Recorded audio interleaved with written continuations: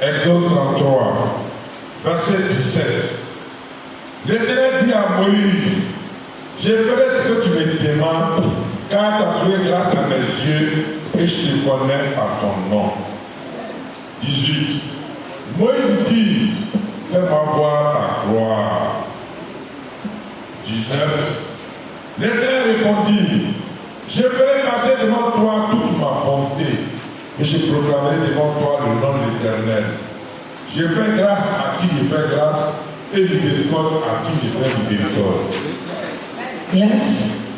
Exode orí kẹtàlélọ́gbọ̀n ẹsẹ̀ méjìlélógún ìkẹtàdínlógún olúwa sì ní fún Mósè pé èmi sọ ohun yìí tí ìwọ sọ pẹ̀lú nítorí tí ìwọ rí oore ọ̀fẹ́ ní ojú mi èmi ó sì mọ̀ ọ́ ní orúkọ. C'est Dieu qui enseigne l'homme son œuvre. Kí lè sọ pé olúwa ń fún Mósè? Olúwa sì ní fún Mósè pé èmi ó sọ ohun yìí tí ìwọ sọ pẹ̀lú. Et je fais ce que tu m'as dit. Il y a plusieurs. Quand l'homme de Dieu parle, de vérité, nous sommes en train de parler de ce temps. Parce que tu n'as pas encore accepté le Saint-Esprit. Et tu dois accepter le Saint-Esprit. Mais si tu n'as pas accepté le Saint-Esprit, ça veut dire que tu es vide. Si tu n'as pas accepté le Saint-Esprit, mais tu as les yeux de dehors, mais tu n'as pas les yeux de dedans. Mais si tu as accepté le Saint-Esprit, au moment où la prédication sort, que Dieu il va commencer à expliquer. Et le Saint-Esprit va commencer à expliquer c'est comme ça. Parce que tu es devenu un homme nouveau. Mais Dieu a dit à Moïse, mais tout ce que tu vas faire, je vais t'enseigner. Mais la maman n'a pas amené prédication du ciel. Et peut-être Dieu a amené en elle depuis le ciel. Mais Dieu n'a pas mis sa main jusqu'au ciel. Mais si Dieu n'a pas mis sa main dedans jusqu'au ciel, jamais ça ne peut jamais se faire. Mais Dieu a déjà écrit depuis au ciel qu'elle va faire le ministère de l'Éternel. Mais si ce n'est pas écrit, jamais ça ne peut jamais être possible. Les gens qui ils sont là, et les gens qu'on est sont là, à ceux même qui peuvent prendre dessus de leur pied pour parler français, mais Dieu ne t'a pas appelé. Mais elle finira, c'est elle que tu dois reconnaître que c'est Dieu qui a l'enseigné. Que c'est Dieu qui a sa puissance. Et c'est Dieu qui l'a envoyé. Il y a deux moments que si la maman elle va à quelque part, à parler à ceux que Dieu a déjà béni. Et ils vont dire, maman prophétesse, il faut prier. Mais si ce n'est pas que Dieu n'a pas dit comme ça, mais Dieu va enseigner ce qu'elle va parler dans la prière. Et elle ne va pas penser à chercher la prière à gauche ni à droite. Il faut permettre que Dieu n'a pas nous enseigner. On doit reconnaître l'Éternel. Et qu'il faut gêner, il faut prier à l'Éternel. Que l'Éternel, je vais recevoir le Saint-Esprit. Parce que nous sommes vides. Mais si tu n'as pas le Saint-Esprit, nítorí tí ìwọ rí oore ọ̀fẹ́ ní ojú mi èmi ó sì mọ̀ ọ́ ní orúkọ. que Dieu n'a pas permis d'avoir la grâce, la faveur de l'Éternel. Si nous marchons correctement, que nous avons la crainte de Dieu, et nous faisons la volonté de l'Éternel, que nous sommes loignés du péché, et Dieu va s'approcher de nous. Et Dieu va se montrer dans la vie de chacun de nous. fún ọ. Et Dieu, il va nous l'emmener qu'il est. Mo sọ fún yín pé nígbà tí mo wà nínú Islam. Que moment, elle nous était au moment où elle était dans la religion musulmane. Mi ò mọ̀ pé mo kò kọ́ ni mo wà. Mais elle ne savait pas qu'elle était dans les ténèbres. Tí mo mọ̀ yìí pé ní ọ̀nà ìgbéni. Qu'elle ne se connaît pas que c'est la voie de la perte. Mo sọ fún yín rí. Maman, elle nous a dit. Mo wà ní Abẹ́òkúta. En ce moment, elle était au Nigeria, elle vit à Abẹ́òkúta. Níbi tí mo ti ń tajà. Ou au marché où elle vendait. Face à face ṣọ́ọ̀ṣì. Et que c'est face à face à l'église. Ọba débẹ̀ nísìnyí. Et si nous sommes arrivés encore Ṣọ́ọ̀ṣì au yẹn wà ní. mais cette église, elle est toujours là. Ọba ti débi ṣọ́ọ̀ṣì yẹn Olúmọ ni. Et si tu es arrivé vers l'église, vers le quartier qu'on dit Olúmọ. Àpáta Olúmọ. Et voici le rocher de Olúmọ. Òsàmọ́ ni. Et que c'est les idoles. Ṣùgbọ́n àwọn kírísítẹ́nì yẹn. Mais les chrétiens, Mo máa ń ra ọjà gidi lọ. et les chrétiens achètent des marchandises dans la main de maman. Ẹ̀kọ́ rádaràdá tí a ti fi kọ́ wa. En ce moment, les mauvais enseignements qu'on les enseignés, Ẹ̀kọ́ jàtijàti. c'est des mauvais enseignements. Ẹ̀kọ́ tí a ti yí orí wá sí. C'est des enseignements qui sont tournés les têtes en brousse. Nígbà bàbá sì nà sọ́mọ́ òní sí. Au moment que si le père a mal tourné et l'enfant soit pas mal tourné. Nígbà tí mo kó akíkó orí ẹ̀rọ. Au moment que la maman elle joue au tir comme marcher comme propre Tí mo ti lérò pé ọ̀nà ìgbàlá ni. et elle pensait que c'est la voie du sauveur. Àwọn atẹ́lẹ́gbà sí. Et en ce moment, elle va prendre taper sur eux. Wọ́n wà ní lérò kí ló dé owó náà. Et elle va demander que mais c'est l'argent qu'on veut te donner, mais tu attends sur Ọmọ pied. ilé ọjà àsìwèrè. Et parce que Ọjà àsìwèrè. Ọjà àsìwèrè. Ẹni tí ó bá mọ Jésù wèrè ló jẹ́. à celui qui ne connaît pas Jésus, lui, cette personne est devenu fou ou fort. Ẹni ọ̀gá tí ìmọ̀ Jésù wèrè ní.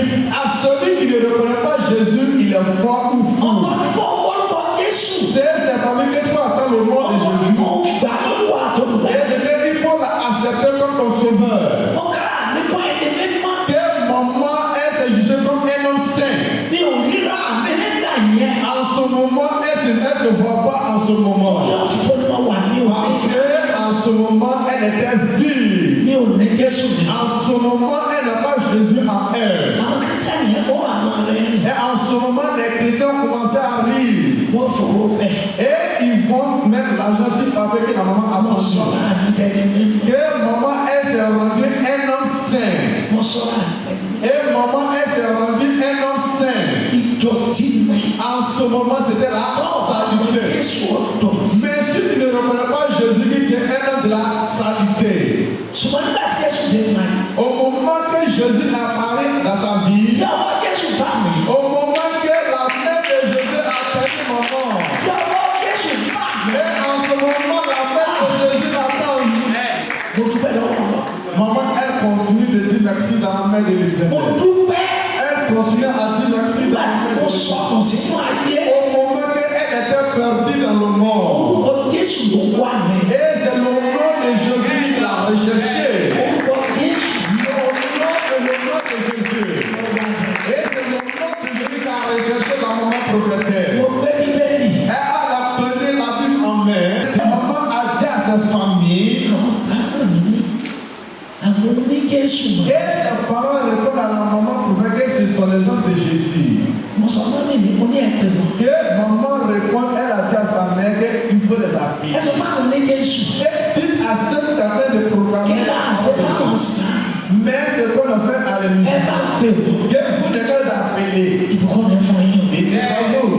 Bí a ṣe pè wọ́n. Et c'est comme ça qu'ils sont appelés les hommes de Àwọn Jésus. méjèèjì ti bí ọmọ mi. Et les deux étaient comme moi. Bíbélì ń bẹ lọ. Et ils ont la Bible en main. Mo ní ta ní jẹ́ Jésù láàrin ẹ̀yìn Et méjèèjì. maman répond des questions. Ah, vous dites là, qui est Jésus entre vous deux? Wọ́n ní Jésù wà níbí. Et ils ont répondu à la maman prophète que Jésus dit oh, il est ici. Ìbùkún ni fún. Venez à vous. Mo ní Jésù ń bẹ. Et maman répond que Jésus est ici. Wà náà. Maintenant, il dit où est Jésus? Wà náà lè fojú ní sùn wà ní. Mais tu ne peux pas le voir avec tes yeux, mais Jésus est toujours auprès de toi. Ìbùkún ni fún yín. Mo wá sọ ilé òkè. Maman, elle continue, elle répond, elle est bonne d'accord. Bẹ́ẹ̀ sẹ́ni tó ọjọ́ kò tí mo fà á. Et la manière qu'elle est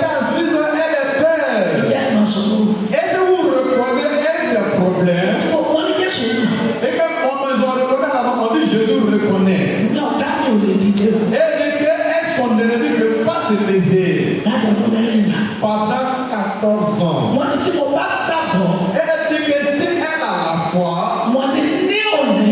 mais on est sous le champ aujourd'hui. Lórúkọ Jésù. Au nom de Jésus. Wọ́n ní ní màá rìn. Au nom de Jésus, elle va marcher.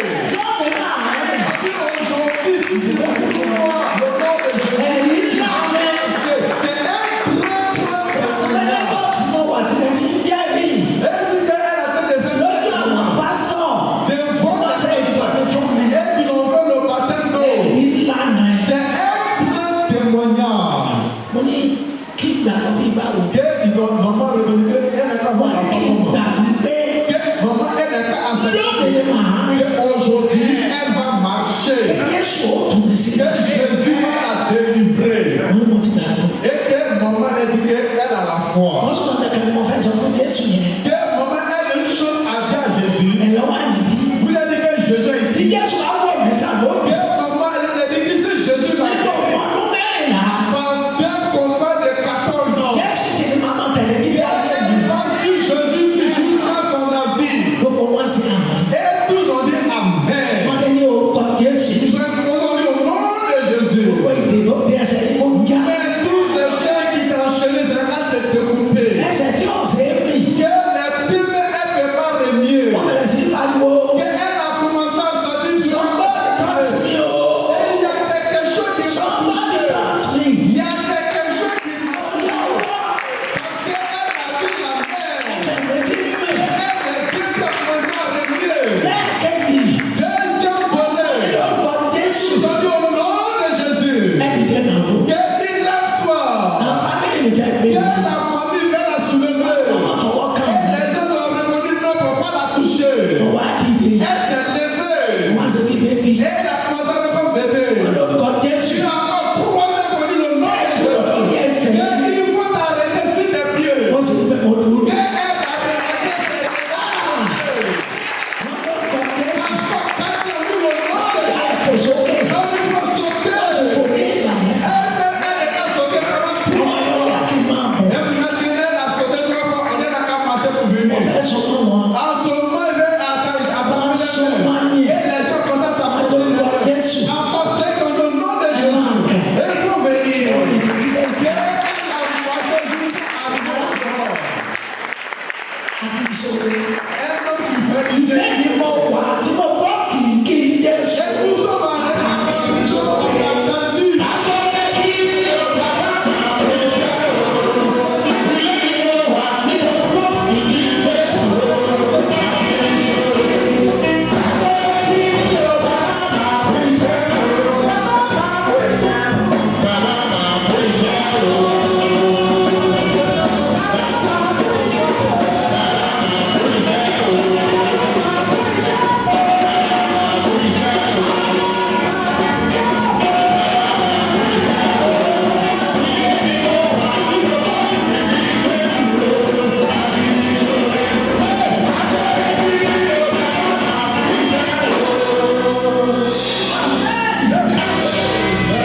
Wọ́n ní ẹ bá gbé àgé.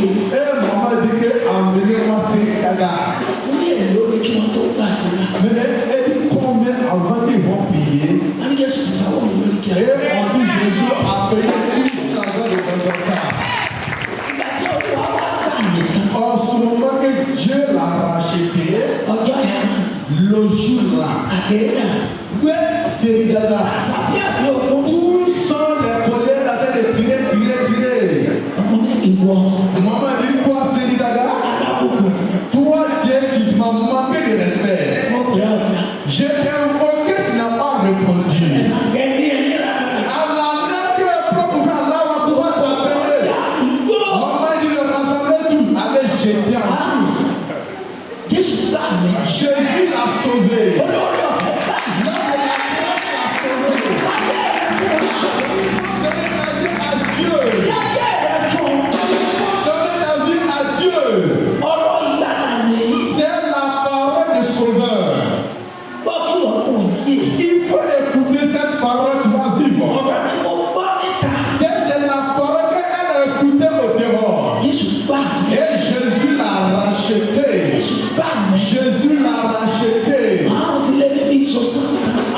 avant 60 ans. Tí Jésù ti libéré. Et Jésus l'a libéré totalement. Gloire à Dieu. Jésù ọgbà ìlànà. Et Jésus va nous racheter tout. Yẹ́sì ọmọ mi ẹjọ́ kù.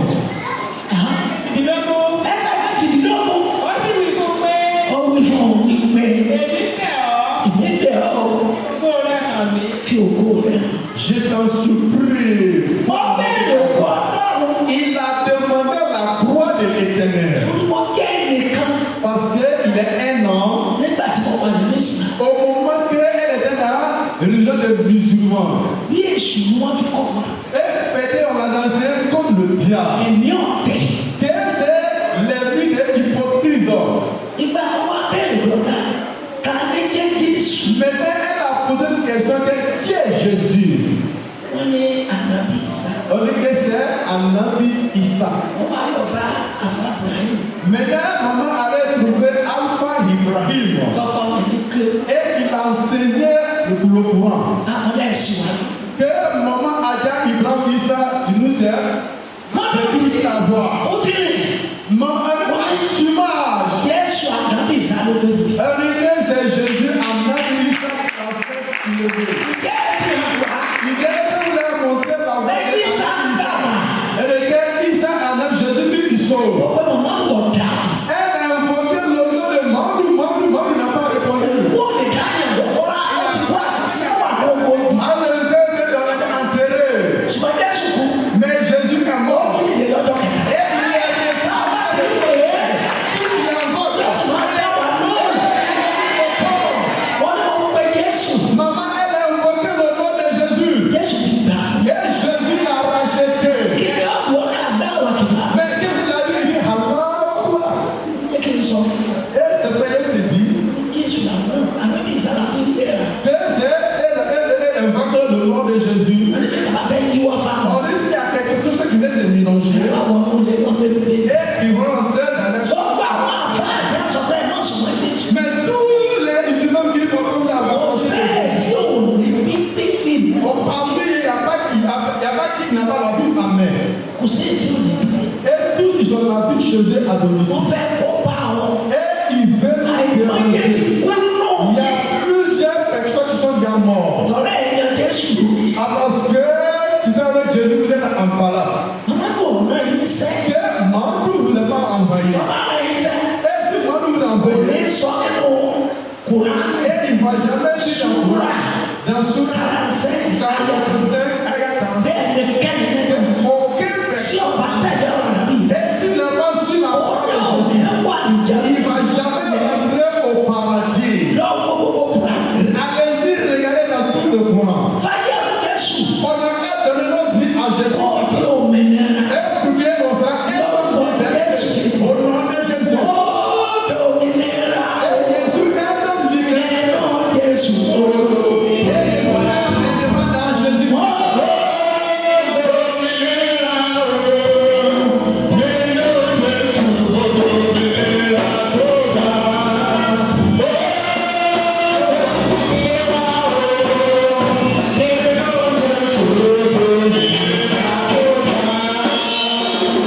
Amen. Wọ́n Jésù òmìnira. Et il a le nom de Jésus. Ọba ìtura. Et on te dira en l'air. Onírètí ìjọba ọ̀hún. Et tu veux l'espérer le royaume. Ọba gba Jésù olúwa tó ló bẹ̀rẹ̀. Mais si tu n'as pas accepté Jésus comme ton sauveur, si la mort a fermé tes yeux, Ó ti ṣe àdúrà. et en ce moment tu as mort dans le monde. Après la mort, Ibẹ̀ ni bí ìdájọ́ ló kọ́. et la Bible est dit Gba que Jésù láàárọ̀ yìí. accepte Jésus ce matin, Fàyè fún. donnez ta vie à Jésus. Ẹni bí tó bá lè kí ọ kó kí ọ. Tu es la famille qui peut te saluer, mais pas Ẹni te tí ọ saluer. bá lè kí ọ kó kó Et ègbé. la famille qui ne peut pas te saluer, il ne peut pas se Ìwà tẹ̀lé rẹ̀ ẹ̀ yára yín lọ́dọ̀ kan. Toi, avec ta famille, un jour vous allez vous séparer. Tí ò ní jẹ́ owó ẹjọ́ náà. Et ce qui va t'empêcher, tu ne vas pas rentrer au royaume des cieux. Tètè jára. L'essentiel, il est que ẹsẹ̀ kọkànlélógún. ó sì wí fún un pé. Ó wí fún wí pé. èmi ò mú gbogbo rẹ̀ mi kọjá níwájú rẹ̀. Èmi ọ̀gbọ̀gbọ̀ rẹ̀ bí kọjá. tous mes biens, je vais les amener devant toi. èmi ó sì pé orúkọ olúwa níwájú rẹ̀. Et je vais invoquer le nom de l'Éternel devant toi. èmi ó sì ṣe oore ọ̀fẹ́ fún ẹni tí èmi ń fẹ́ moi je donne la grâce à ceux que je donne la grâce. Orí ọ̀fẹ́ ni Jésù ṣe fún mi. Parce que c'est la grâce que Jésus a fait pour la maman prophétaire. Ọ̀pọ̀lọpọ̀ wà ní agídí pọ̀ mọ̀ fàyè òfin Il y a Jésù. plusieurs personnes parmi qui jouent au dit, mais jamais donné leur vie à Tó Jésus-Christ. sì fi kú. Jusqu'à ils sont morts. Tó sì fi kú. Jusqu'à ils sont morts. Ó ló máa yọjú sí. Ils vont ouvrir ses yeux où? Yes. Èmi ó sì ṣe àánú fún ẹni tí èmi ó Ó lọ́wọ́ sí àánú fáwọn tó wọ́n sí àánú. Et je vais avoir la miséricorde à ceux qui je vais donner la Wọ́n fẹ́ sí miséricorde. àánú fún ọ ló fi gbọ́dọ̀ yá. Il veut faire la miséricorde pour toi, c'est pour ça que tu as Wọ́n entendu fẹ́ cette sí parole. àánú fún ọ. Et il veut nous faire la miséricorde. Wọ́n fẹ́ gbà ọ́ là. Et il veut nous sauver. Wọ́n fẹ́ ká ọkọ̀ rẹ̀ sínú ìwé. Et il veut que nos pères écrivent nos noms dans le livre de la vie. Jọ gba Jésù náà. Et maman, elle nous en supplie, acceptons Jésus-Christ ce matin. Sáré wá.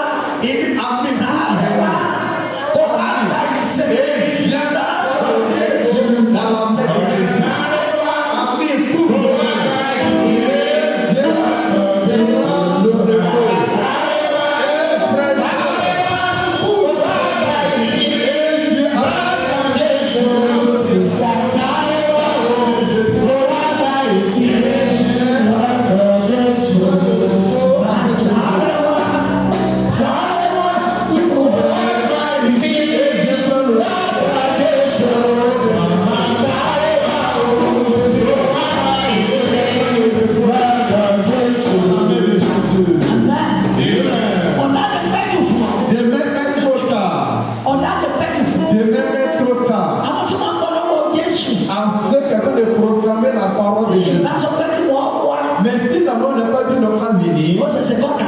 Et peut-être son ennemi est déjà parti. Et son ennemi peut-être déjà parti. Mais l'Éternel l'a appelé. Et maman rapidement répond. Et on sera très heureux. L'Éternel dit, tu ne pourras pas voir ma face, car l'homme ne peut me voir et vivre. 21. L'Éternel dit, voici un lieu près de moi, tu te tiendras sur le rocher. 22.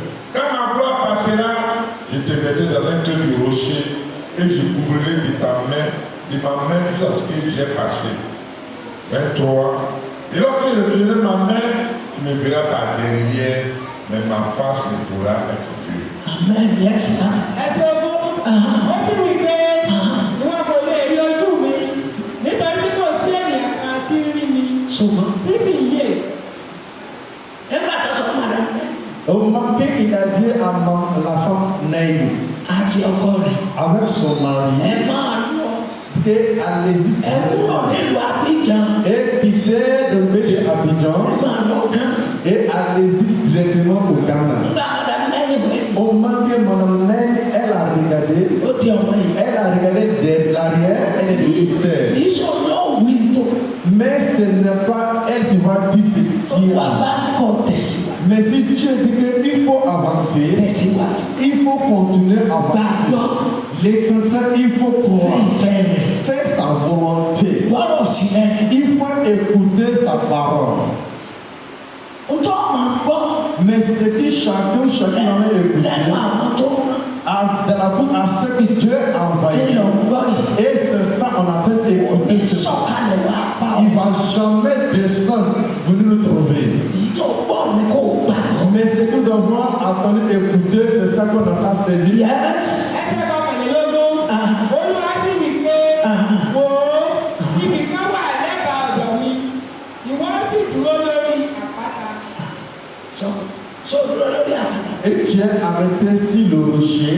Sórí àpáta lọ wà. Et tu es sur le rocher. Àbí ilẹ̀ yẹn rìn. Ou sur la terre de Sahara. Torí bá Jésù gbà mí. Au moment que Jésus l'a Mo racheté, dúró lé Kristi àpáta. elle a demeuré sur le rocher de Jésus-Christ. Wọ́n wọ àdájá. Regardez maman Aladja. Màmá àdájá ti pẹ́ náà. Et regardez notre maman Aladja qui est assise devant nous ce matin. Plusieurs personnes Wọ́n gbà ìwòsàn. et ils ont reçu la guérison, Ògbó ti Jésù. mais ils n'ont pas demeuré avec Jésus-Christ. Ọ̀pọ̀lọpọ̀ ọmọ sì ti kú. Il y a plusieurs parmi eux qui sont déjà morts. Ìwọ ńlá ni wọ́n ń lọ. Et ceux, ils vont dans le feu. forcément Kí ló fẹ́ kó lọ sí? que maman demandait, tu veux quoi que l'Éternel fait pour toi. Ọlọ́mọ àdúrà ti sú. Et en ce moment, il a fait plusieurs de attaché, mais quand je comme lui-même, il est fatigué, il est Ṣé découragé. okun kan ló tó pàyà o? Et en ce moment, c'est la dernière qui a tué sa mère. Mo wá gbà. Que maman a prié pour lui. Mo wá béèrè obìnrin kan. Que maman a demandé une femme dans sa mère. Mo ní tó kú bàbá yìí. Et qu'on était dans elle est claire. Bàbá àbúrò bàbá mi. Et effectivement, c'est la petite sœur de son père. Àbúrò mi sẹ́ wọ́n ti kó lọ lé. Et maman dit, ah, peut-être maman, elle reconnaît que cette dame, elle ne vit plus. Wọ́n mọ̀ ti kú. Et encore le beau-frère, il a reconnu que cette dame, elle ne vit plus. Mo ní ọmọ wọn àkọ́bí bá wọn. Que maman a dit, et son premier fils. Níbẹ̀ Ah, on dit encore, il est en prison. mo ṣe ní òkúrò. Mais maman dit, allez, comment? Ńlá náà Il dit non. nílé àwọn ọ̀gá Il dit que ló rẹ̀. au Togo. Mo ní Ah, maman dit encore. bàbá rẹ̀ Et maintenant, ton père, òun lọ sọ pé obìnrin yẹn que c'est ton père qui a dit cette dame, kọ́ máa wà. pourquoi elle va venir? Ìgbà tí Olúwa fi hàn mí. Au moment que Dieu a montré une vision à la maman Ó lè prophétesse, sọ fún àbúrò bàbá. Dieu il a dit à la petite sœur de ton père Okùn kan ń bọ̀. qu'il y a une guerre qui viendra. Kọ́ má jìnnà sí orí òkè. Et pourquoi elle va s'éloigner à la montagne? Tí òun bá dé, Mais si cette guerre est venue àkọ́bí rẹ̀ yọ̀ dáhùn. et que son premier fils il va avoir grand problème, Kò sì ní jẹ́ àbíjà. mais ce ne sera pas Abidjan, Ṣùgbọ́n tó bá fi wọnú ẹ̀wọ̀n, mais si il est rentré en prison, kì í ṣe pé yọ̀ jáde bá ọ̀nà. mais ça veut dire qu'il va quitter en prison pour venir trouver sa maman dans le monde. Ó ní àbúrò. Et le cas c'est la petite, c'est le petit frère de son père. Ó ní bọ̀dá lẹ́lẹ́wọ̀n. Elle dit le grand frère est toujours en prison. Ìyàwó ti kú. Mais sa maman elle est morte. Olúwa sọ̀rọ̀. Que l'Éternel a dit cette vision. Ẹ̀yìn ìgbà náà, Mais en ce moment, bàbá rẹ̀ fẹ́ yàwó lẹ̀ yá ẹ̀. et ton frère a marié une autre femme encore. Olóòótọ́. Il dit c'est la vérité. Olóòótọ́ rẹ̀ gan lọ́kà. Il dit que c'est laquelle cette dame qui a tué sa mère. Wọ́n sọ fún un pé fáyé ẹ̀ fún Jésù. Et maman dit à le gérant que donne ta vie à Jésus. Ọba délé ọ̀sán máa dé mọ́. Et après à la maison, il faut dire à l'imam Máa sọ pé àbúrò wọn àti que ta petite soeur ne va pas mourir. àwọn ni à ń kó bá. Mais c'est l'imam qui l'a mis. Àwọn tí a ní ọmọ sọmọ Jésù. À ceux qui te disent que pourquoi t'approcher de Jésus.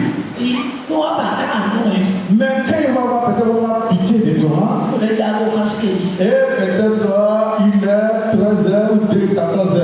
Àkókò ẹ̀ ní mọ́sálásí kàtọ́. Et puis si ça venait ton père arriver à la mosquée à 14h. Àkàkọ̀ tí a bá lọ sí ti ẹ̀. Que aller retour du cimetière. Gbogbo ẹni dá aago méjì àbọ̀. Et peut-être tout même peut-être 14h30. Wọ́n ti wà náà. En ce moment, cette personne il a des problèmes. Wọ́n ti gbé ọdún mẹ́rin kù dáná. Et maintenant, on t'a mis dans le trou, maintenant c'est juste. Ṣé àwọn tó gbẹ́kẹ̀lé? Et c'est cela que tu as mis ton confiance. Gbẹ́kẹ̀lé ẹni tó lè pa tó lè jí. Et il faut mettre ton confiance à lui qui peut tuer, à lui qui peut ressusciter. Yóò gba Jésù là. Et tu vas accepter Jésus. Fáfẹ́ ẹ̀rọ fẹ́ káàánú. Donne ta vie à Jésus ce matin. Kọ̀kọ́ bọ̀ lọ Jésù. Et pourquoi les ennemis vont t'arracher dans la main de Jésus? Má lè ká ayé àkọ́bọ̀ lọ Il ne Jésù. faut pas permettre que ta femme n'a qu'à t'arracher dans la main de Jésus. Jésù kì í ṣe ara. Et que Jésus n'est pas haram. Ènìyàn ni màmá dùn. Et Mamadou c'est un homme. Jésù kì í ṣe ènìyàn. Mais Jésus-Christ n'est pas homme. Má tún ẹ̀sìn. Mais il faut chercher la vindication des Ó ní religions. òtítọ́ ọmọ rẹ̀. Et pour que tu vas saisir la vérité qui est dans Lọ́rọ̀ toi. Bíbélì kọ́ máa kà kọ́ máa. Il faut aller acheter la Bible pour commencer à lire chez toi à domicile. Ó ní òtítọ́. Et tu vas retrouver la vérité. Gba Jésù náà lọ́dọ̀ máa sìn. Accepte Jésus-Christ, mon frère et ma soeur. Yes. Ẹsẹ̀ kejìlélógún. Yóò sì ṣe nígbà tí ògo mi bá ré kọjá. Èmi ò fi ọ sínú pàlàpàlà àpáta. Sọ̀gbọ́n Èmi ò sì fi ọwọ́ mi bọ̀ ọ́ títí èmi ò fi ré kọjá. títí ọ̀fun. Justin, il va passer. Bọ́lá bá lọ sọ̀rọ̀ náà bọ̀. Mais si Dieu n'a pas, on n'a qu'à écouter. Tí ìrìnàṣẹ́ náà bá sọ̀rọ̀ ní ọ̀nà ránṣẹ́ mi. Mais si elle, la servante de Dieu, mais elle ne reconnaît deux Tí personnes. bá sọ̀rọ̀ kankan fún ọ. Mais si la maman prophétesse, elle nous dit une chose. Lórúkọ Jésù. Elle dit le nom de Jésus Yóò sì bẹ̀. et ça va agir. Tí àìsàn tí ayé fi pè ọ́ lórúkọ. Et est-ce la maladie les gens t'ont nommé comme un nom? Kì í ṣe tiẹ̀. Ce n'est pas pour toi. Ó dá padà síbi tó ti wá. Dieu, maman, elle a fait retourner toute cette maladie. Lórúkọ Jésù yóò sì rí bẹ́ẹ̀. Au nom de Jésus, ça va agir. Yóò máa ń fà. Ohun tí ayé ti fi àṣẹ wí. Que la tête que le monde doit parler avec l'autorité. Nínú àbá ti sọ. Maintenant, ils vont parler. Ní o ti tọ́ kan. Et il y a deux qui vont l'appeler d'autres choses. Tí a bá ti sọ. Mais quand ils vont prononcer, Èmi ní lórúkọ Jésù. maman a dit au nom de Jésus. Ọba bá Ọlọ́run rẹ̀ mọ́. Mais si tu crois en Dieu de la maman prophétesse, Kò ní rí bí a ṣe. et ça va jamais agir en main de Dieu. Kò ní rí bí a ṣe. Ça va jamais agir en main de l'ennemi veut. Mo sì tó sọ̀rọ̀. Que le Burkinabé qui a parlé, Ó ti lọ bí tra. mais ça va mettre 38 ans maintenant, Ọdún tó yọ mẹ́fà. et de attendre une semaine, 6 jours, Ọlọ́run máa kúlẹ̀. que lui, Burkinabé, lui va mourir. Mo ní lórúkọ Jésù múnamúna. Maman a répondu le nom de Jésus, elle a fait retourner en envoyeur. Ó sì rí bẹ́ẹ̀. Et ça s'est accompli Nípa orí ọ̀fẹ́ Olúwa. par la grâce de l'Éternel. Mo bẹ̀ náà. Et maman a dit toujours, Aláṣẹ lórí ikú ni parce bàbá. que lui qui a l'autorité sur la mort, Ewé tó fẹ́ lò tó fi gbádùn. que le feu que tu vas utiliser, tu vas avoir la Ta ló guérison. ní ewé náà? Mais cette feu-là appartient à qui? Wọ́n ní ká má ṣe gbé nǹkó ń ga ju òun. Il ne peut pas élever quelque chose plus que Sẹ́wọ̀n l'Éternel. ló léwé. Mais cette feu, ça Tó t'appartient. kọ̀ǹtẹ́ ìsìnkú ní ọgbà. Et tu as compté sur cette feu que c'est la feu-là qui va te guérir. Wọ́n ní ìgbàgbọ́. L'exercement est bon à Ohun avoir. ayé rẹ̀ Que la guerre qui nous combat. yọ sàfù. Et la guerre qui nous combat va nous fuir. Àwọn tí a bá kọ́kọ́ wo eyín òkè. À ceux qui ont poussé les dents d'en haut, Ní àpè ní eléyé ìyá rẹ̀. et ce sont dit que les dents de Yah. Tí a bá sọ̀rọ̀ òdì sínú ayé. Mais s'ils ont parlé des mauvaises paroles dans ta vie, Ní ẹni ọlọ́sẹ̀ darí mi lára. la monnaie que l'esprit de l'Éternel a fait de diriger dans Lórúkọ maman. Jésù. Maman a dit au nom de Tí wọ́n Jésus. sọ pé ń bẹ lára rẹ̀. Et ce que les gens ont dit, c'est dans ta vie. Ọlọ́run ó sì lẹ́nu. Alfa Omega. Alpha et Omega. Wọ́n mọ̀ kúrò lára rẹ̀. Kì í ṣe tiẹ̀. Ẹ̀tọ́ bá ní kó ní onítàǹsùn òun. Ẹ̀tọ́ bá ní olẹ́gẹ̀ lóru ẹ̀jẹ̀ rẹ̀ ọ̀hún. Ẹ̀tọ́ bá ní ọ̀sà yóò sì máa ní ọ̀sà. Ẹ̀tọ́ bá ní máa kú lórúkọ Jésù. Aláṣẹ lórí ikú. Ọba tó bí ikú lẹ́rìí kí agbára rẹ̀. Bẹ́ẹ̀ lórí òkè. Wáyé wa lórúkọ Jésù yóò gbé mi. Àgbẹ̀ wáyé wa mi. Báwo Il ne faut jamais avoir peur. ò ní ẹ̀rọ náà pa? Tu ne vas jamais être paralysé. Lórúkọ Jésù ò ní ẹ̀rọ náà Au pa? nom de Jésus, paralyser le pied. Lórúkọ Jésù ò ní yóò di. Lórúkọ Jésù ayé ò ní dá agúnlẹ̀. Káàdì tó máa bẹ̀rẹ̀ níwájú òun apàdé. Bàbá mi C'est son Père. ló dá gbogbo. Et c'est lui qui a créé toutes choses. Ló sì mú. Et c'est lui. Ẹni bá ní kó sì wá òun kan. Et à celui qu'on va mal, celui qui va mal. Má fọkàn rẹ sí. Il ne faut pas mettre ton cœur là-dessus. Má fọkàn rẹ sí. Il ne faut pas mettre ton cœur là-dessus. Non. Faut dire jamais. Etí Sátánì kọ̀. Tout les Etí Sátánì kọ̀. Etí Sátánì kọ̀. Tí Sátánì kọ̀. Nítorí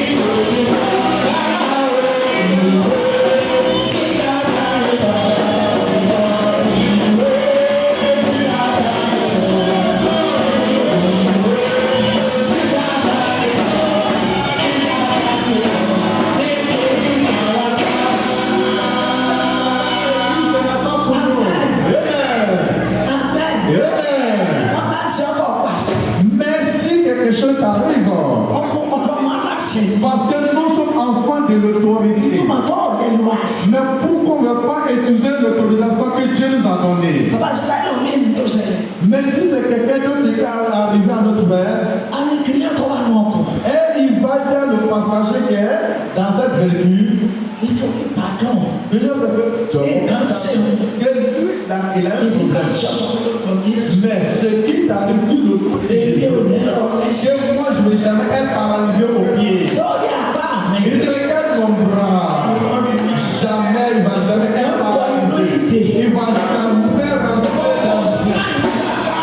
Mais tous les règles de Dieu, Sọ́bẹ̀rẹ̀ tí wọ́n wí. mais tous les problèmes qui sont en train de parler, Jésù. Jésus, Kì í ṣe tèmi. ce n'est pas pour moi. Ọlọ́run sì gbọ́. Et Dieu, il va écouter. Ní ìgbàgbọ́. On n'a pas à avoir la Tó foi. ìgbàgbọ́ rẹ̀ sí. On n'a pas à arranger notre foi. Ẹlòmíì ti para rẹ̀. Il y a deux qui s'est tué lui-même. Lórí tí wọ́n gbọ́ lórí àṣẹ. Mais tous ceux qui sont en train d'écouter dans les portables, Wọ́n ti sọ́ di òwò. et elles ont pris comme commerce. Wọ́n lè fẹ́ kékeré àwọn sùn. Et ce qu'ils m'ont dit, Kẹ́hìn kò sùn.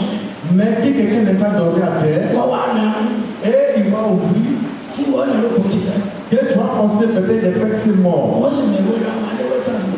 Et ils vont prendre feu dans les mêmes voisines feu qu'ils ont utilisé. Tòró ní sùn. Et parce qu'il y a des choses. Wọ́n náà bá lórí ìwé. Et lui aussi, il va aller acheter cette feuille. Ní kòkó òkun. Et en ce moment, tous les canaris vont remplir. Náà máa mú jọ. Et en ce moment, tu vas commencer à consommer. Kò sì sí tánṣọ̀ náà.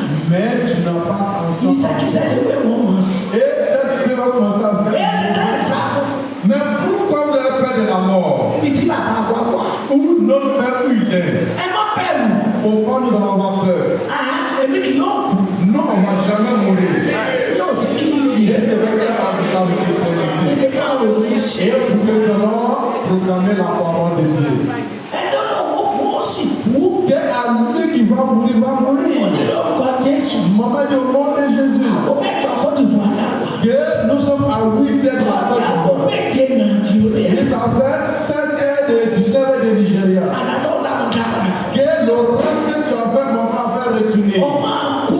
Tu vas mourir. Ẹ̀ka máa kú ló máa kú. Mais forcément, tu vas mourir. Àwọn àṣẹ ọ̀sẹ̀ bẹ́ẹ̀ Et yẹn. ils vont t'enterrer auprès de ta mère. Máa ń sọ̀rọ̀. Et que tu vas aller le dévancer au ciel. Ó sì ń bẹ̀rẹ̀. Et ça s'accomplit. Àwọn bàbá kẹ́kẹ́ kú tí o ti náà. Et vous connaissez ce que c'est ça, la voiture qui a tremblé. Fọwọ́ ọ̀ṣẹ́. Et que je vais dire. Ìdálẹ́ bá ti kúrò kan láyé. Et si tu attends les trucs, des trucs comme ça, Ó ti wọ́n ní ọ̀pọ̀. et en ce moment, c'était entré dans vos cerveaux. Àní tí ń ṣe ayé kò ní ṣe àwọn. Que la mort va jamais nous arriver. Yàrá ló ò ní sórí ilé. Sans dire que tu vas jamais réussir. Ìwọ gbàgbé náà tó ti gba Jésù. L'essentiel, il faut croire que tu as accepté Jésus. Ó ní láti sórí ilé. Forcément, moi et vous allons réussir. Ó ní ohun àtijọ́ ti lọ. Il dit les choses avant et déjà parties. Ọgbà Jésù ni àbọ̀ ọgbà Jésù. Mais tu as accepté Jésus, tu n'as pas accepté Jésus. Wọ́n sì máa ń tún tọ̀ yù. Mais c'est Kí quoi? ni ṣe ọ́? Mais c'est quoi que tu as eu? Ọgbà Jésù tán. Mais tu as accepté Jésus. Ó fẹ́ tọ́jú ra Et en ce moment, tu as besoin de la grande guérison. ọ̀rọ̀ rẹ̀ nídìí àdúrà. Ah, maintenant, tous ces problèmes ont besoin de la Wọ́n tó ọgbà Jésù tán. Mais à toi, qu'est-ce Ó que ṣe tu é báyìí. fais? Ó fẹ́ ìtọ́jú.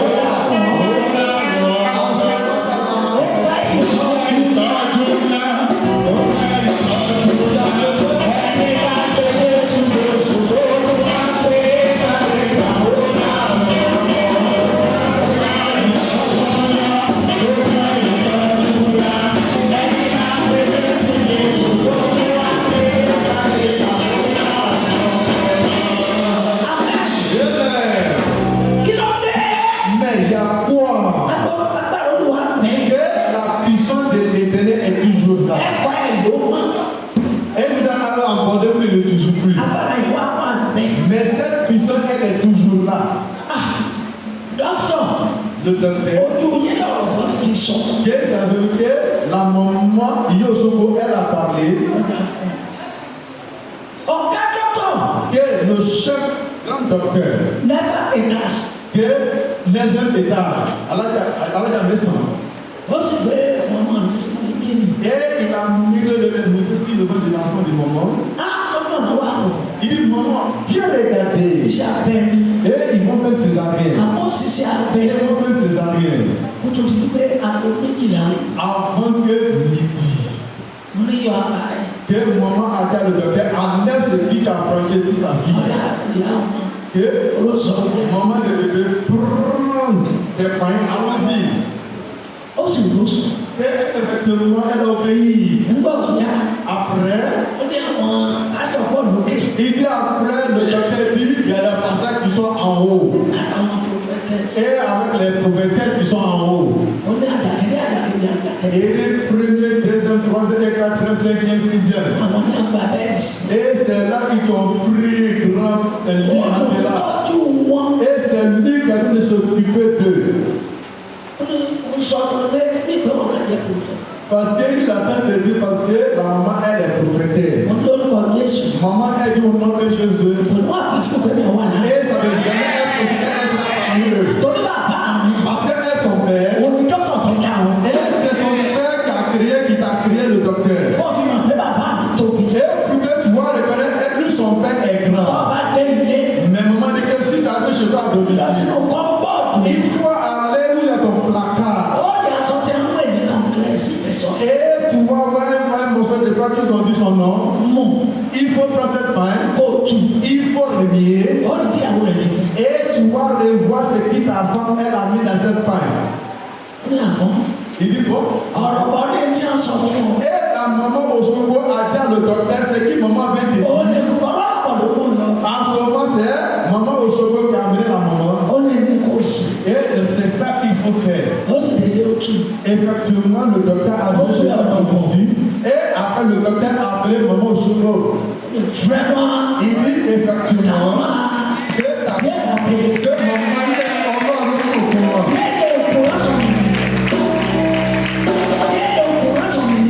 Arrivé en moment, si il tient l'enseignement.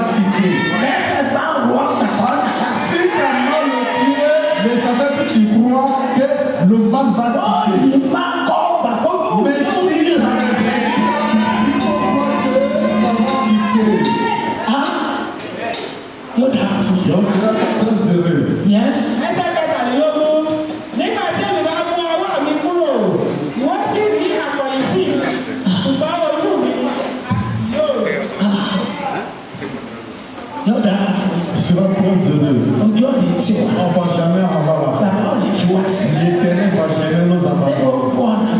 Dans toute notre voie, et nous allons voir la miséricorde et la Jérémie chapitre 2, et à partir du verset 2, et jusqu'au verset 9. Jérémie chapitre 2, verset 2 jusqu'à 9. Jérémie chapitre 2, à partir du verset 2 jusqu'à 9.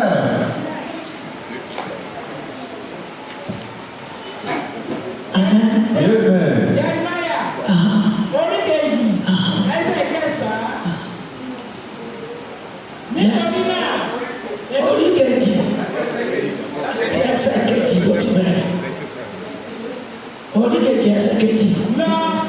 Lọ́jọ́ sì pé ní etí Jerusalem wípé báyìí ni Olúwa wí, èmi rántí rẹ, iṣẹ́ ìgbà ọmọdé rẹ, ìfẹ́ ìgbéyàwó rẹ. Nígbà tí ìwọ tẹ̀lé mi ní ìlú, ní ilẹ̀ tí a kì í gbìn sí. Torah.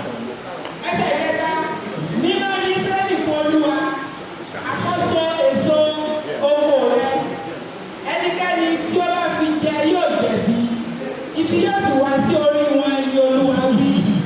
Sọ̀rọ̀. Pour revenir au Dieu, Àṣẹ Ọlọ́run. c'est l'autorité de l'Éternel. Ó ní èso tó bá so ní oko rẹ̀. Elle est les fruits qui vont, les fruits de ton champ. Láì yọ kankan níbẹ̀. Sans enlever un dedans, Tí Olúwa. appartient à l'Éternel. Ó ní tó bá wá jẹ níbẹ̀. Mais si tu as consommé dedans, Jẹ níbẹ̀. si tu as consommé dedans, Ìkorò ló jẹ. et c'est amer que tu as mangé. Yẹ wá sí bẹ́ẹ̀. Est-ce que tu as quand même pas fait? Sọ̀rọ̀ sí bẹ́ẹ̀. Tu as pas fait? Èrè tó jẹ. Et voici les bénéfices. Àti ojú owó. Et voici les capitales. Ó kó wálé ọ̀nà. Et que tu vas les emmener dans la maison de l'Éternel. Làbẹ́ wa kan kò títí bá. Mais dis même tes fonctionnements. Bọ̀bọ̀ náà. Et écoutez, respecte ta Ọba fún parole. Ọlọ́run. Si tu as donné, Ó fi béèrè. et tu as voulu pour demander, Sí ẹni tó ní tọ́lẹ̀ fún Ọlọ́run. mais on peut dire que tu peux donner à l'Éternel. Ọ̀tọ̀ ọba fún. Mais si tu l'as Ó donné, béèrè. et que tu as demandé, Ó sì rí bá. et tu vas le Ní recevoir, ìlọ́po ìlọ́po. en multiplier, en multiplier, en Yes. multiplier. Ẹsẹ̀ kẹrin, ẹ gbọ́ ọ̀rọ̀ Olúwa. Ẹgbọ́n Olúwa. Écoutez la parole de Dieu. Ẹ̀yin ará ilé Jákọ́bù Ẹ̀yin ìfami Jacob. À vous, la famille de Jacob. àti gbogbo ìran ilé Ísírẹ́lì. Àti gbogbo Et toute la ìdílé Israẹli. génération d'Israël. Ẹsẹ̀ karùn-ún, báyìí ni Olúwa wí. Báyìí ni Ainsi parle l'Éternel. Àìṣedéédé wo ni àwọn baba yín rí lọ́wọ́ mi tí wọ́n lọ jìnnà kúrò lọ́dọ̀ mi? Ṣẹ̀gbọ́n àìṣedéédé wo ni a ní lórí òkè. À ceux qui ne Tí a fi kú marchent ọ̀dọ̀dọ̀ pas, mi. et ils sont quittés Kí ni dans wọ́n la rí main. lọ́wọ́ mi? Mais c'est quoi ils ont vu dans la main de la maman prophétesse. Iṣẹ́ mi ni àbí mo mi sàn. Et peut-être du mal où elle est méchante. Tí a fi kú ọ̀dọ̀dọ̀ mi. Et ils sont quittés devant l'Éternel. Tí wọ́n sì tẹ̀lé asán. Tí wọ́n tẹ̀lé asán. Et ils sont en train de sur vanité sur vanité. Wọ́n kú ní abẹ́ Olúwa. Ils sont quittés au milieu de l'Éternel. Wọ́n sì tẹ̀lé asán. Et ils sont en train de sur vanité Tí sur wọ́n sì vanité. di ènìyàn asán. Tí wọ́n tẹ̀lé asán. Ils sont devenus hommes vanité. Ẹ tó bá ti kú ọ̀dà bẹ́ Ọlọ́run. À celui qui quitte au milieu en bas de l'Éternel. Níbi tí Ọlọ́run ọ̀gá sí. Dieu va dire où l'Éternel n'habite pas. O lè máa wò ó pé ọgbà correct. Et tu peux commencer à regarder que tu es un homme juste. Ó ti dènì asán. Mais tu es devenu homme vanité. Gbogbo ọ̀dà bẹ́ value.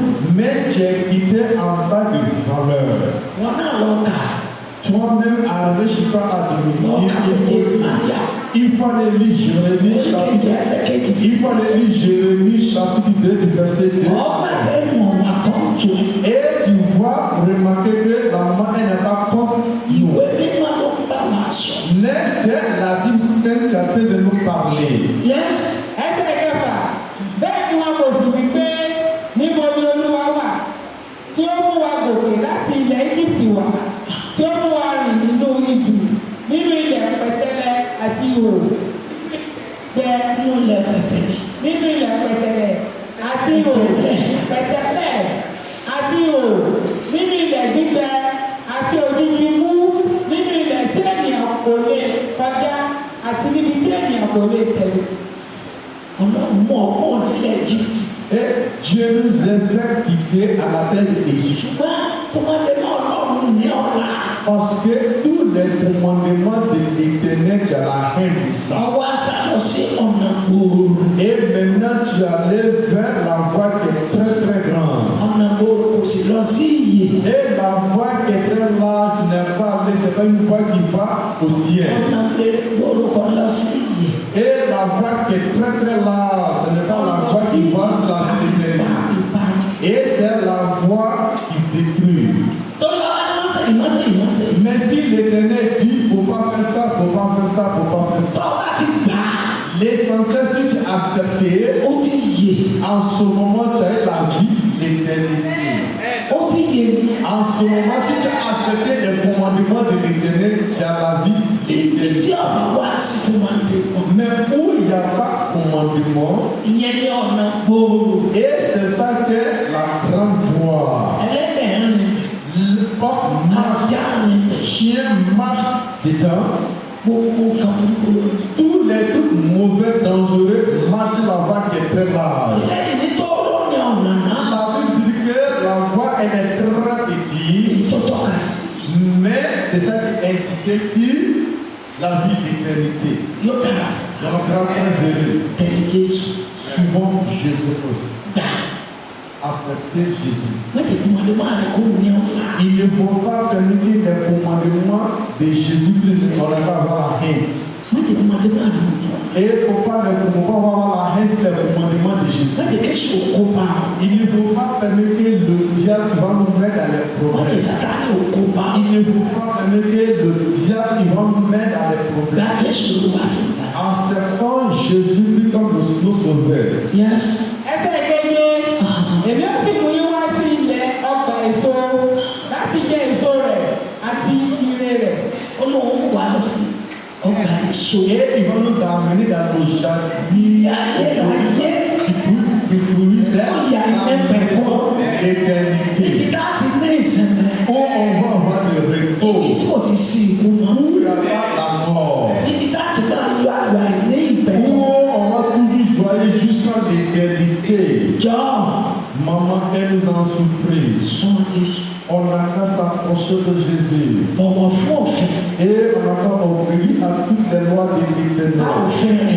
Et on n'a qu'à obéir à toutes les lois de l'Éternel. Et au fond de mon sur vanité sur vanité. On n'a qu'à délérer. Il va nous satisfaire. Ṣùgbọ́n ẹ̀yin wọ inú rẹ̀, ẹ sì bà ilẹ̀ mi jẹ́, ẹ sì sọ ogún mi di ohun ìríra. Ils sont rentrés dedans. Et ils sont détruits tout. À toi que tu es enfant de Dieu. Et tu n'as jamais fait témoignage de Dieu. Et tu as témoigné l'Éternel. Et encore on vient avoir envie, on te pose la question encore tu continues de venir à la montagne. Et tu les as répondu que je ne veux plus à la montagne. Et le texte que tu as arrangé, tu n'as pas arrangé. Parce que c'est le fait qu'il n'a pas encore démiré. Et il ne regarde que c'est le diable qui va faire partie. Mais c'est que tu sais que tu les as donné pour te démirer. Mais c'est quel erreur que tu les as donné et là tu démirer. Et encore que les gens regardent que tu es chrétien. Et à des gens comme ça, et puis ils vont, c'est ça qu'ils disent moi aussi je vais partir. En ce moment tu as fui. Mais là tu as pris Dieu comme quoi? Il faut faire le changement. Il ne faut pas que tu vas prendre le changement. Parce que le cœur est déjà parti à cause de tes comportements. Effectivement, peut-être tu n'en as pas parlé. Mais c'est quelle parole que tu lui dis? Aucune personne n'a offensé. Quel homme de Dieu, la servante n'a pas offensé. Mais c'est quelle parole que tu lui dis? Mais pourquoi tu es? Parce que tous les commandements de Dieu, et en ce moment, tu as la haine des commandements. Et pourquoi tu vas avoir la haine des commandements? Il y a plusieurs autres amis qui ont envie. Et effectivement, ils se promènent avec le corps, mais n'ont pas eu la guérison. Ils n'ont pas obtenu ce qu'ils veulent. Et voici les problèmes, différents problèmes qui tombent sur eux. Où ils vont, ils n'ont pas rencontré Jésus-Christ. Et mon soeur et mon frère, il ne faut pas lui donner tort. Donne ta vie à Jésus. Et pour que tu vas démirer. Et le Père va avoir pitié de chacun. Et ce qui est mélangé, bàbá wa yanjú ẹ̀ fún. Dieu va arranger le chemin du monde. Yóò dára fún. Et on sera très heureux. Ọlọ́run ò ní fi wá sí. Que Dieu ne va jamais nous abandonner. ẹsẹ̀ kẹjọ àwọn àlùfáà kò wí pé níbo ni olúwa wà àti àwọn tí ó mú òfin lọ́wọ́ kò mọ̀ mí àwọn olùṣọ́ sì ṣẹ̀ sí mi àti àwọn wòlíì sọ àsọtẹ́lẹ̀ nípa báyìí wọ́n sì tẹ̀lé ohun tí kò lérè. Sọ̀gbọ́n kí ló tẹ̀lé ronú. Mais tu as su qui? Faut Àwọn penser. tàbí ara mi. Frère, sœur, Ọmọdé tàbí adé pọ̀. jeune fille, Màmá màmá. les mamans, Kí ló tẹ̀lé láyé? mais c'est quoi qui suit dans ta vie? Mo fi sá. Et tu es en train de promener partout. Mo fi kiri ká. Et tu es en train de promener partout. Mo fi níbi tí o ti lè jó.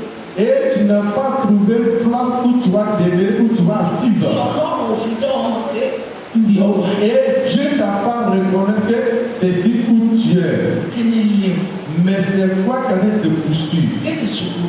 Mais tu as un problème. Lórúkọ àdá. Il faut repentir. Lórúkọ àdá. Il faut repentir. Lórúkọ Jésù. Au nom de Jésus. Bàbá ọ̀yọ́ sí wa. Que Dieu soit heureux sur nous. Ojú ọ̀nà tí On va jamais avoir la honte. gbogbo ọ̀nà Dans notre voie, àmà lójú rẹ̀ bí et ọ̀nà. nous allons dans la faveur de l'Éternel. Ojú ọ̀nà tí. On va jamais avoir la honte. Ẹjọ́ náà lọ sínú òwe sáà. Et nous allons rentrer dans le Psaume. Oníkẹ̀ẹ́dógún. Psaume 15. Ẹsẹ̀ ìkẹ́ni. À partir du premier verset Títí dé ìka. jusqu'à 5. Psaume 15. Oníkẹ̀ẹ́dógún. Psaume 15. Ẹsẹ̀ ìkẹ́ni. Du premier verset Títí dé ìka. jusqu'à 5. Psaume 15. À partir du verset 1 jusqu'à 5. orí dábìlì orí kẹẹ̀ẹ́dógún ẹsẹ̀ ìkíní olúwa ta ni yóò máa ṣe àtìkò nínú àgọ́ rẹ. Ta ni ó máa ṣàtìkò nínú àgọ́ Et Olúwa? Israël, dans ton royaume Ọ̀pá d'éternel, ṣọ́ọ̀ṣì. tu viens à l'église, Ọba ṣe fẹ́. mais la monnaie que tu veux. Tí ọmọ yẹn bá rí bẹ́ẹ̀. Mais si les hommes est comme ça, Ta ni ó ṣe àtìkò? mais il sera dans la maison de l'éternel. Ta ni ó ṣe àtìkò? Et Israël est dans la maison de l'éternel. Ta ni wọ́n ò rí bẹ́ẹ̀?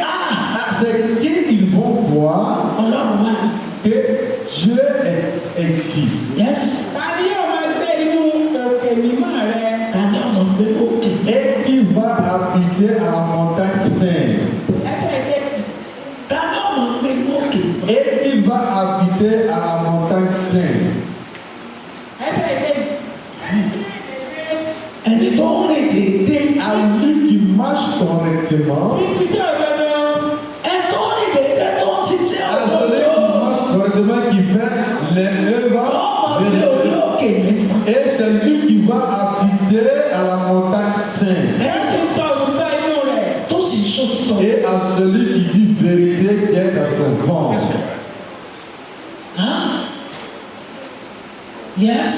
ẹsẹ̀ ìkẹta ẹni tí kò fi ara rẹ̀ sọ̀rọ̀ ẹni lẹ́yìn Ṣùgbọ́n tí kò sì ṣe sí ẹnì kejì rẹ̀.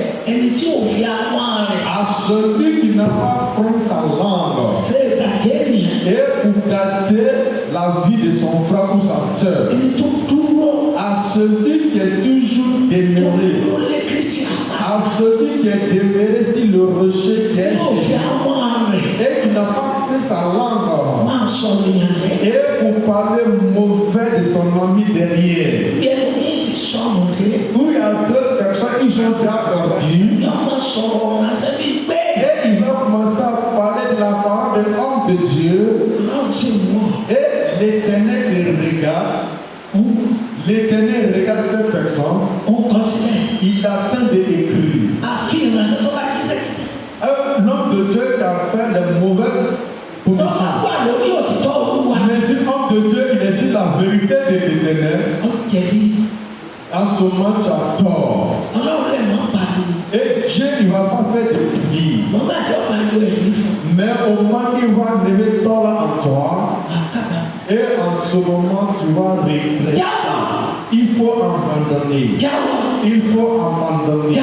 Il faut abandonner. Yes, bàbá fọ́ọ̀nù ní àfúrásì. Yóò wò díẹ̀ náà ló dára.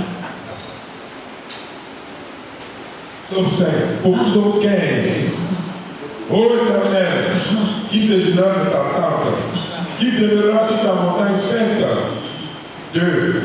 Celui qui marche d'intégrité, qui pratique la justice et qui dit la vérité selon son cœur.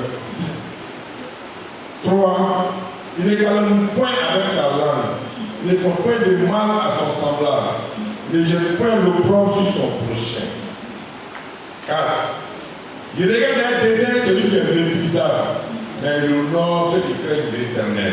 Il ne se déclare point s'il vient seulement à son préjudice. 5. Il n'existe point d'intérêt de son argent et il n'accepte point de don contre l'innocent. Celui qui se conduit ainsi ne chancelle jamais. Amen. Yes. Orí kẹta, ẹni tí kò fi àwọn rẹ̀ sọ̀rọ̀ ẹni lẹ́yìn. Ẹni tí ò fi àwọn rẹ̀ sọ̀rọ̀ ẹni Celui qui n'a pas prendre sa langue pour parler Tí kò mal sì de ṣe son ibi sí frère. ẹnìkejì.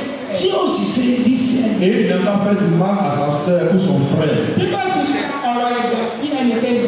Tí ó sọ̀rọ̀ ẹ̀gàn sí ẹni. Et il n'a pas parlé la parole de Yes, yóò dára fún mi. Ọ̀rọ̀ ẹ̀gàn. les mauvaises paroles. Ìkọ̀nà pèsè lábẹ́rẹ́ tó lè lọ́wọ́. Et si cette personne ne se fait pas encore toujours l'argent, Esclave ló sẹ́. et il est devenu esclave des hommes de Dieu, l'enseignement de Ní Dieu. òkè tí ó kù sí. Et c'est à la montagne il va vieillir. Mo bẹ̀rẹ̀ ilé tí wọ́n ti kọ́. Mais il demandait qu'il a construit combien de maisons? Mọ́tò wo ló rà? Tu as acheté quelle voiture? Kí ló yí padà ní ayé? Mais c'est quoi qui a changé dans ta vie? Iná tó mọ̀. En ce moment, c'est le feu qui a encore de Abanijẹ́. et un homme qui a train de gâter la vie de son Àlọ́kè frère. nínú Olúwa. Mais en Bíbélì éternel, sọ pé ọmọ ìyá ni wá. Dieu a dit que nous sommes frères et sœurs. Ó ló pin. Et en ce moment, tu as pensé mal. Ọ̀pọ̀lọpọ̀ ti wọ ẹlòmíì pin. Il y a d'autres qui ont pensé mal à sa soeur ou Ibi son tí frère. ọlọ́run wá gbé ẹni yẹn.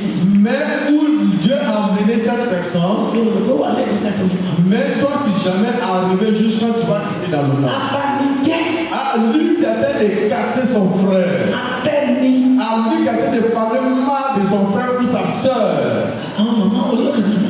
Et encore tu es sur la montagne de l'Alliance. Wọ́n máa ń bí ẹlòmíì lè sọ yóò kéde sọ. Et mais si je suis en train de demander à d'autres personnes qui est toujours encore à la montagne, Tí ọba jẹ́ pé wọ́n jẹ́ àṣìlè.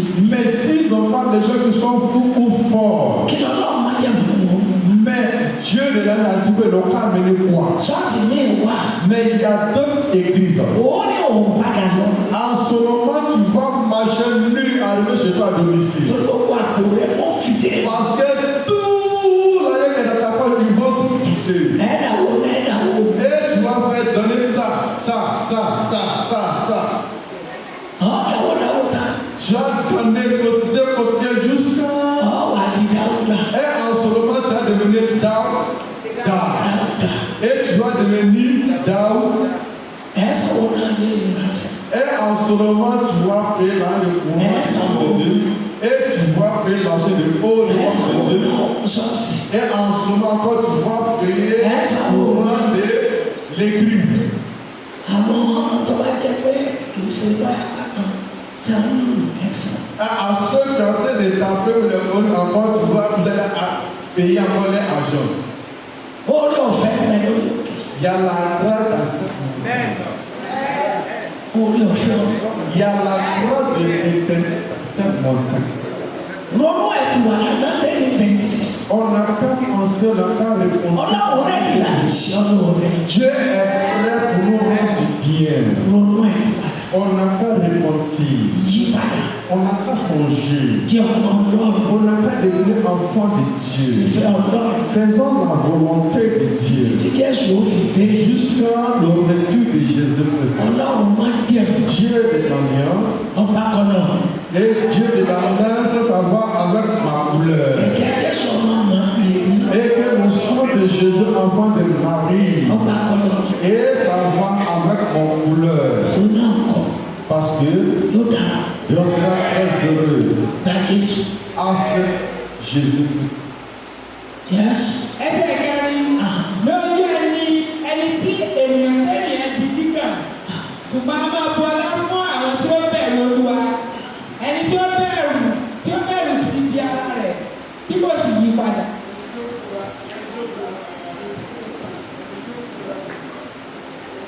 tó búra fún wa. À lui qui a juré à lui-même. Ní ọjọ́ tẹ́yìn ẹ̀dí nígbà ṣùgbọ́n a máa bu ọlá fún àwọn tí ó bẹ̀rù Olúwa ẹni tí ó búra sí ibi ara rẹ̀ tí kò sì yí padà. Il n'a pas changé. Bákan náà. Et c'est toujours la même chose. Níbo ló fẹ́ yí padà? Mais c'est quand tu vas changer. Níbo ló yí padà? Mais c'est quand tu vas changer. Níbo ló nẹ́sìn? Mais c'est quand tu vas avoir des Níbo repos. ló kàn yẹ ọ̀pá rẹ̀? Mais c'est quand tu vas avoir le cœur tranquille. Ọlọ́run bá wa. Et Dieu, il va nous sauver. Yes. Ẹsẹ̀ karùn-ún ẹni tó fi owó rẹ̀ gba èlé Òfin gba owó ẹ̀bẹ̀ sọ̀rọ̀. Ẹni tí ò fi ọwọ́ rẹ̀ gba èlé. Et tu n'as pas pris ton pourcentage. Yes. gba owó ẹ̀bẹ̀ sí aláìṣẹ̀. Tí ò gba owó ẹ̀bẹ̀ sí àná. Et tu n'as pas pris l'argent de ton rendu. Ẹni tí ó bá ṣe kọ́mọ yìí À ceux qui font des choses comme ça, yóò yẹsẹ̀ láìláì. Sọ̀rọ̀. vous avez bien compris, Kì yóò ṣe kẹ́nu. Yóò yẹsẹ̀. Kì yóò yẹ sí. il ne va jamais chuter. Ní lọ́nà ọ̀rọ̀ nǹkan ojú rẹ̀ lẹ̀. Il faut te délivrer. Tú rẹ̀ lẹ̀. On n'a qu'à se délivrer. Túra rẹ̀ lẹ̀ kó ní sàn. On n'a qu'à se délivrer, on n'a qu'à avoir de repos. Ṣèfẹ́ Ọlọ́run. Faisons la volonté de Dieu.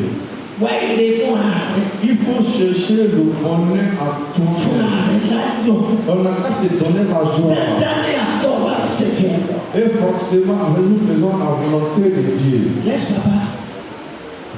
Amen. Amen. Yóò dára. Nous serons très heureux. Bí a bá dé lónìí. Et nous allons enfin Ọlọ́run ó aujourd'hui. tún ọmọ àtẹ̀wá sí wa. Et Dieu continuera à nous avancer. Wọ́n wà bákan náà. Il ne faut pas rester à la même place. Bí ọdún bá parí, Si l'année a pris èèyàn máa ń ronú. que l'homme pense Níbo mo ti tọ̀ dí?